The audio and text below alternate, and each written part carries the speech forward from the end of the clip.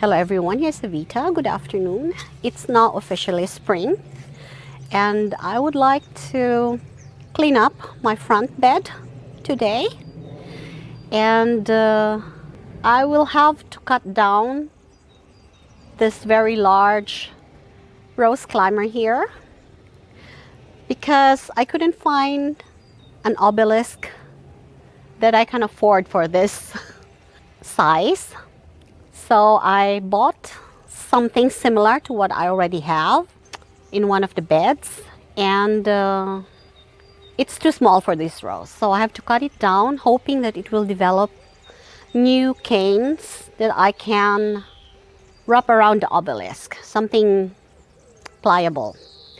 It will be hard for me to cut that down, but the large one that I found that I really like cost over 1,000 euros, and I'm just not willing to pay for that. Okay, so if you'd like, please join me and enjoy the video. This is the obelisk that I bought for the front garden. Just like I said, it's not large enough for that rose, but it's what I can afford right now, and it's 2 meters high. So I was really looking all over, and this is what I settled with because I like the design. I have two of this in the garden already, one smaller one and one of the same height as this one. So guys, I'll start pruning my rose climber here all the way down, hoping that some canes will develop that are pliable enough to bend, and yeah, that hurts me really, but it's just the way it is.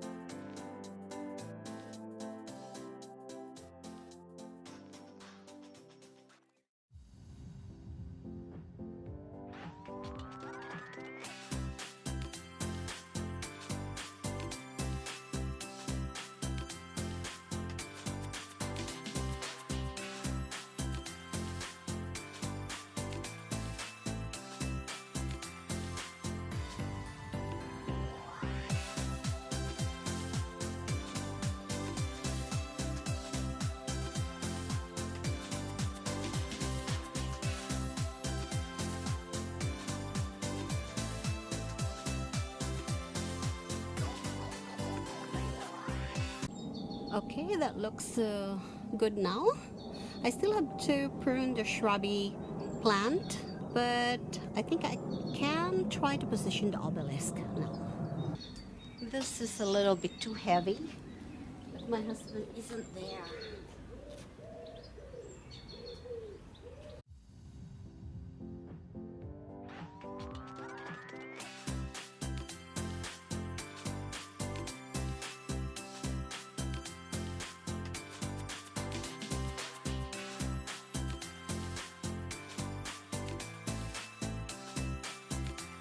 So I'm done putting the obelisk, and I only have one cane right now, and I'm hoping there will be more very soon. I will just have to seal the wound here, and then I'm done, and hoping that this will recover. I will be using this sealant for the wound where I cut the big cane from the climber, rose climber, to make sure that it doesn't dry up and no diseases will infect it. So in this bed, I have a lot of tulips that are coming up right now, and the rest of the rose climber. I just mounted the obelisk, and I'm hoping to get more canes. And I have some columbines here and crocus, knapweed. I have a shrubby plant in pink that I probably still have to prune a little. I also have an old Caryopteris that doesn't look very good. Maybe I can replace it. I found some seedlings last fall. I have one Japanese spirea here that I transplanted, and this is the redbud tree that I planted 2 years ago.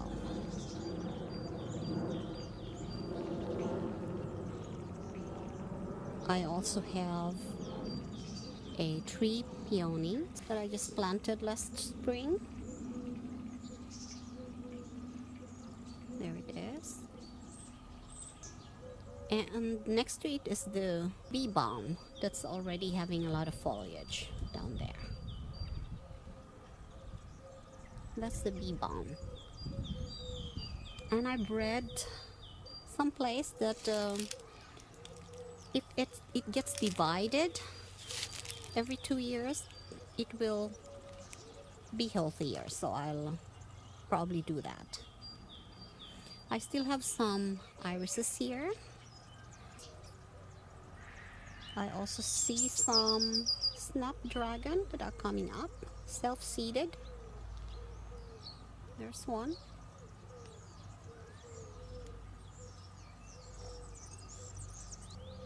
These are the wild tulips. And here's the sedum. I just put some compost here in the corner where I dug out my irises and positioned these collars. They are barriers so that the slugs and the snails will not eat my seedlings. I just sowed some annuals there inside, some spider flower plant, some zinnias, and some tall growing violas.